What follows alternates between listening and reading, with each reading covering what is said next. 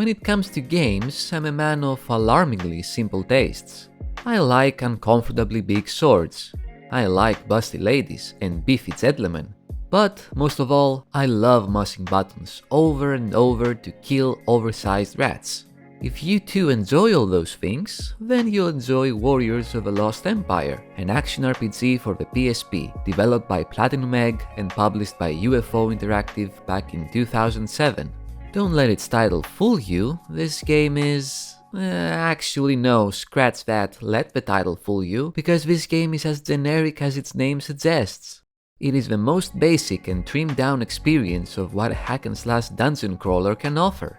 That's not necessarily a bad thing, since I enjoyed the game overall, it's just not something particularly deep or thought-provoking though. Just a fun little time waster for when you're out and about, trying to avoid socializing with other people.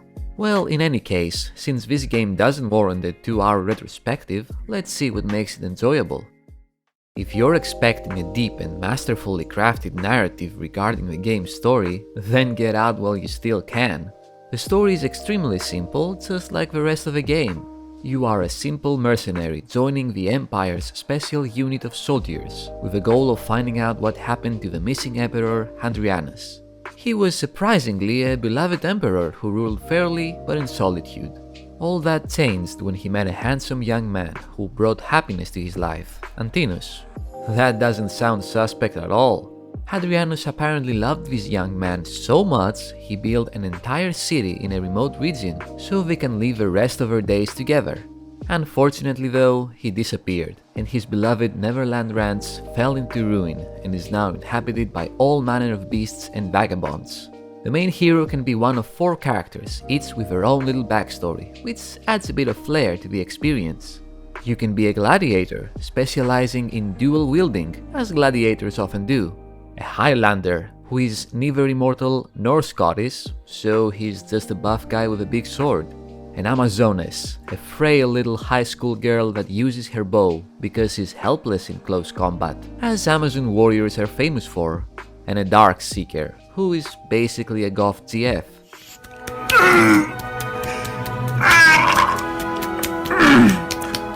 Oh god! Whoa, I blacked out for a second there. Anyway, let's play as the Beefcake. He is a strong and chiseled man, carrying a gigantic sword on his back. The sword can't be handled by an ordinary human being, but his strong, muscular arms show that he's no ordinary man. Okay, this is hilarious. Obviously, this is a Japanese game, and a badly translated one at that. But besides the scuffed translation, most of the dialogue here is hilarious. She speaks coldly, her voice devoid of emotion or compassion, fondling a sword sheathed at her side. That's a huge sword you have right there. You can actually swing that thing around? I would love to see you fight with it sometime. I understand being a game developer means a lack of social ability. But guys, come on, did you have to make it so obvious? Anyway, I'm willing to look past the plain story and the ridiculous dialogue if the gameplay itself is good. Luckily, the game is pretty fun, but don't get your hopes up for something revolutionary. We're thrown into our first dungeon without much fanfare, so let's see what Warriors of the Lost Empire is all about. I'll be honest, when I first started exploring the tutorial level, I was left with a bad impression about the game. However, moving forward, that changed and the experience turned out to be more enjoyable than I expected.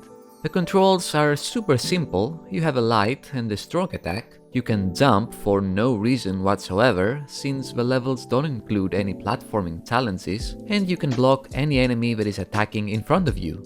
You also have 4 different ability slots which you can fill with whatever ability you have unlocked, adding some much needed spice to the combat.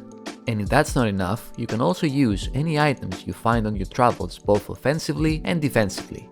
When you're first starting out, combat may feel plain and uninteresting, fighting generic rats and zombies. On the later levels though, things pick up, since you'll be fighting many foes at once, from bats to undead soldiers and minotaurs. That's where the combat mechanics really shine, since you have to use all your abilities to crowd control and pick off the more dangerous enemies one at a time. And of course, this is a hack and slash game, so combat is fast and intense, with multiple combos at your disposal to juggle enemies and finish them off quickly. Unfortunately, the enemies themselves aren't the brightest. Their only tactic is to swarm you and they only have 1 or 2 attacks available. At least there's monster infighting, that makes things more advanced, right? Not really, and besides that, their pathfinding is terrible and they'll constantly get stuck on walls or they'll get repeatedly blasted by the most basic traps. That's why the boss fights themselves are a big joke. It's usually just a big monster with a group of smaller ones protecting it. Defeat the horde and the boss becomes useless, since you can block any attack, no matter how powerful it is, as long as it's in front of you. One-on-one, it's broken, since no one can touch you, not even the strongest boss. Superb fighting indeed. The camera was also a big annoyance, since it barely follows the player and requires constant adjusting. And that's a bit hard to do when you're using the fucking D-pad while also trying to control your character with the analog stick, and you're fighting 10 enemies at the same time in tight corridors. Man, thank God for emulation and the option of rebinding controls. Frustrations aside, the combat is fun and basically the game's biggest trump card. If you can stomach the brain-dead enemy AI and the terrible camera that is. But what about the rest of the game? Well, there is really not much to say. When you're not dungeoneering, you have a small hub area where you can level up, pick up or store supplies, shop stuff, and enhance your gear via the blacksmith. All the classic stats are here: strength, dexterity, vitality, will, resistance. They all make your character better in all the areas you expect. It's pretty rudimentary. You can also increase your weapon handling skills, however, and your abilities will become stronger the more you use them, so that's not as rudimentary. You can only level up and change gear when in town, so an element of preparation before visiting every dungeon is there, and you need to choose your items carefully. As for shopping, you don't barter with gold, which blew my mind, since everything else is really simplistic and by the book. No, instead you can trade any items that you find while in a dungeon to purchase whatever the store has to offer. Here's the problem though. I scrounge up whatever items I can find to buy the better sword for my beefy man, and then the next dungeon just showers me with that same damn sword. Yet another RPG where buying items is useless. Thankfully, the blacksmith isn't as useless, since you can combine whatever items or weapons you want to enhance your equipped gear up to 3 times. Each item increases a different weapon stat, so you have to choose wisely, but still, it's a simple enough and intuitive system for my monkey brain. And that's all really. There's nothing else the game has for you.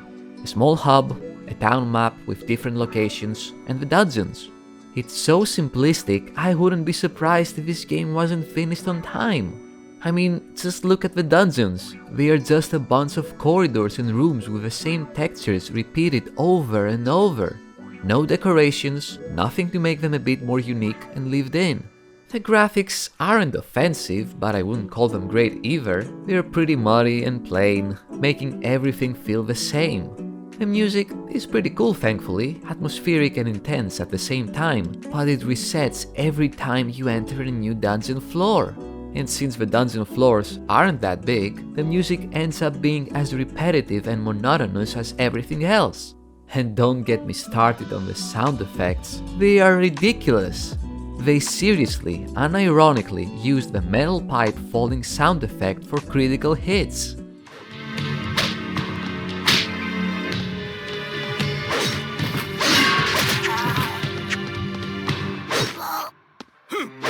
It's so hilarious and jarring, I couldn't believe it.